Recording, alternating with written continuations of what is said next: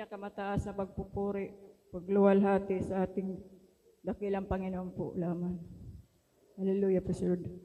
Dubleng paggalang po sa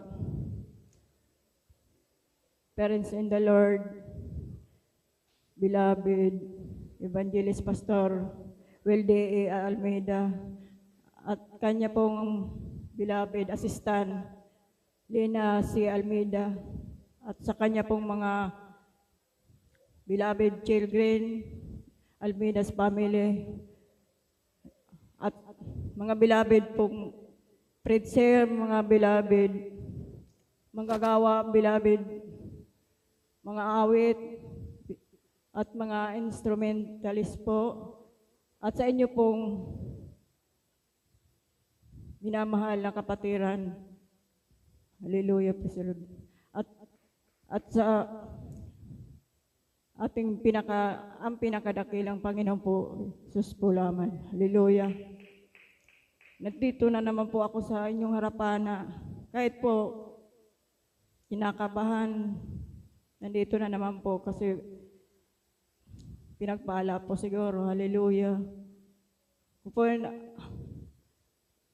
Isa po naman akong sama po doon sa salamat sa mahal na Panginoon, doon po sa Eriga, sa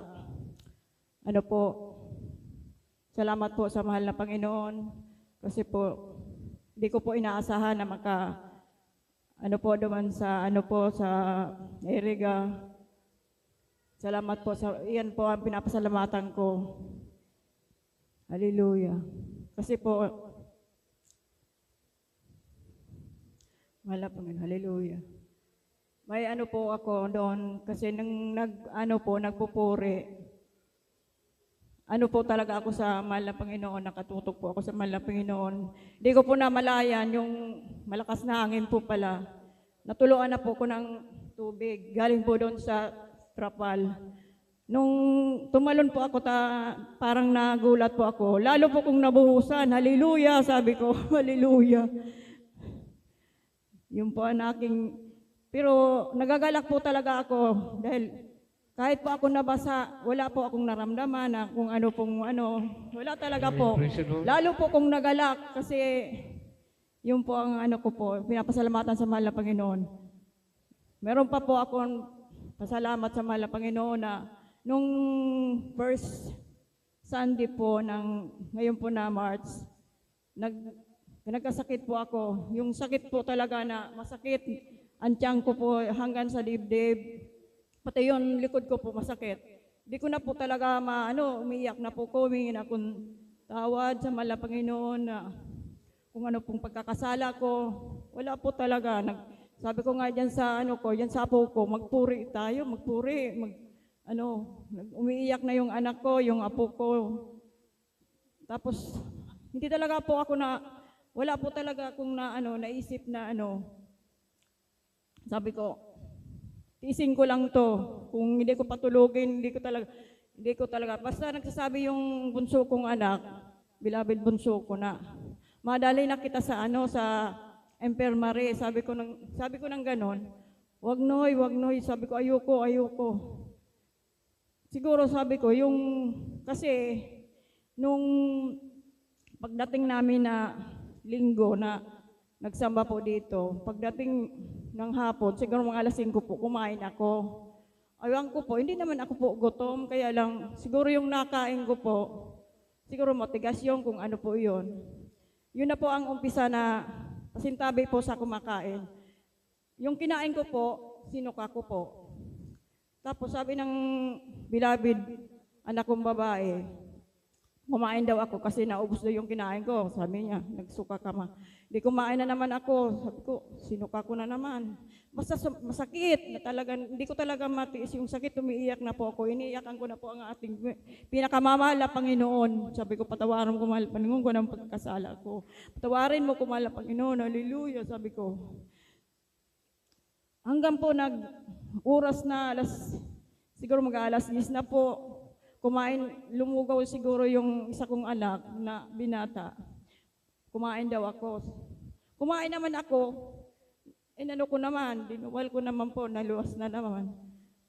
Nung mag-aalas 11 na po, wala na talaga po. Di sabi ko, hallelujah, matulog na ko. Hindi ko pinapatulog. Sabi ng anak ko, sige na maano ka na, putla ka na, dali na kita sa impirmanik. Kasi kanina pa kita niyayaya, ayaw mo.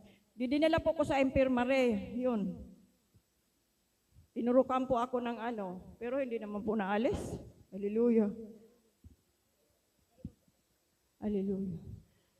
Nung tinurukan po ako, akala ko po, maalis po yung sakit. Hallelujah.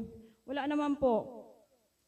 Kasi yung tinurok sa akin, yung turok lang po na, 3 gamot daw yun, mamahal pa naman.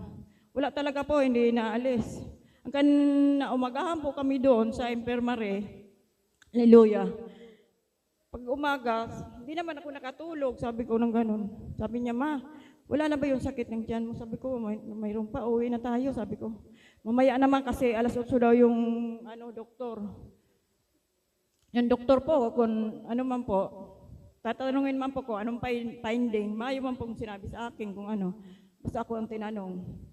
Hindi, na po, siguro mga alas 7 na. Di sabi niya, ka na, alisin na daw yung sa akin. Di, nagpasok na po kami doon sa nurse station po. Pumasok kami.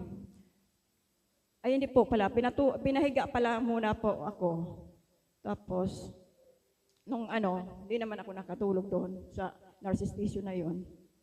Tapos po, yung umaga na sabi ko, lalabas na tayo doon, uupo na ako. Pero masakit pa yung tiyan ko, tinitiis ko lang. Sabi ko, Noy, huwag ka nang bumili ng gamot kahit may resita.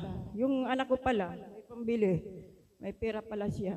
Bumili. Sabi ko, kung bibili ka, kaunti lang, yung lang. Kasi ayoko talaga mag-inom ng gamot. Tapos yung lahat po, binili yung 3 klaseng resita. Binili po yon. Hallelujah. Nung po, umuwi na kami, masakit pa talaga yung tiyan ko. Pero medyo na po, kalmang kaunti. Tapos yung sabi niya, uminom ka ng gamot, sabi ko, hindi ko iinom. Siyempre, anak ko yun. Uminom ka naman kasi yan, bago ka kumain. Hindi, napilitan po ako ng uminom. Pero wala po talagang kagalingan, hallelujah. 3 po yung bulong, gamot. Yung isa, 2 times a day. May oras, kada 8 hours po. Di nakainom po ko. Bali, 2 araw po ko nakainom. Pero pag nakainom po ko, parang sumasakit yung ulo ko. Wala talaga pong Basta ang inisip ko lang ang ating pinakamahal na Panginoon, siya po ang magpapagaling sa karamdaman ko. Yun po talagang iniisip ko. Tapos yung sabi ko, mahal na Panginoon, Martes na. Mahal na Panginoon, hindi na po ako iinom ng gamot. Mahal na Panginoon, hallelujah. Pagalingin mo na po ako. Pinatulog niya po ko nung Lunes. Pero paggising ko po, umaga po yan kasi wala akong tulog. Nung gabi po, nakatulog na ako. Naalis-alis na po yung sakit nung gabi po. Nung Martes na po, parang nakainom pa po ko ng 2 pong gamot, nakainom pa po, hallelujah. Tapos sabi ng anak ko, yung babae, Ma, uminom ka ng gamot kasi inurasan niya, kasi inaano niya din sa cellphone, nag-ring po. Uminom ka ng gamot. Sabi ko, ayoko lang uminom, lalong sumasakit yung ulo ko, hallelujah. Hindi man talaga, ayoko talaga yung iniisip nila, wala sa isip ko yun, yung makakagaling daw, daw ng sakit ng tiyan ko. Ang inisip ko lang, ang mahal na Panginoon magpapagaling. Sabi ko, ang hiningi ko lang sa Panginoon, sabi ko, Miyerkules na naman, mag-midweek na naman. Mahal na Panginoon, pagalingin mo na ako. Hallelujah. Yun lang ang inaano ko. Yun po, yung sinabi ko po na hindi na ako mag-iinom ng gamot, pinagaling po ako ng mahal na Panginoon. Hallelujah, hallelujah, hallelujah, mahal na Panginoon. Hallelujah, hallelujah, mahal na Panginoon. Yung pa aking pinapasalamatan, hindi ko po yan mapasalamatan na labis-labis kong mapasalamatan po yan. Hallelujah. Kung yung pala nagtitiwala ka sa mahal na Panginoon, yun talaga ang magpapagaling sa iyo. Hallelujah. Mahal na Panginoon. Salamat po sa mahal na Panginoon, sa kalakasan sa pag-provide po ng aming pangangailangan kasi wala naman po ako ng trabaho. Yung pong nakapunta po ko doon sa anniversary po, yung nagbigay po sa akin ng allowance po, yung kapatid ko po na si Malapit ate ko po, nagpadala po ng counting pera, yung ano po, salamat po sa malaking Panginoon kasi nakaano ko ng anniversary po, hallelujah, malapag nun, hallelujah. Salamat po sa mahal na Panginoon, lalo na po sa spiritual, mahal na Panginoon, hallelujah. Yun aking pong pinapasalamatan, ang aking pong kabanalan, yung binago niya po ang aking dati-rati po. Kaya, ang suot ko, yung hindi pa po ako paano-ano lang, wala pong kabanalan, yung pagsasalita ko po, kung yan pong mga barkada, kahit may edad na po ko, kala nila, pag wala ng asawa, kung saan-sana lang, yayayain, mga babae naman po, hindi naman po, nagiinuman. Salamat sa mahal na Panginoon po. Yan po ang inalis ng ating pinakamamahal na Panginoon. Hallelujah. Ang lahat pong kapurihan, kapasalamatan sa ating dakilang Panginoon po. Jesus po lang.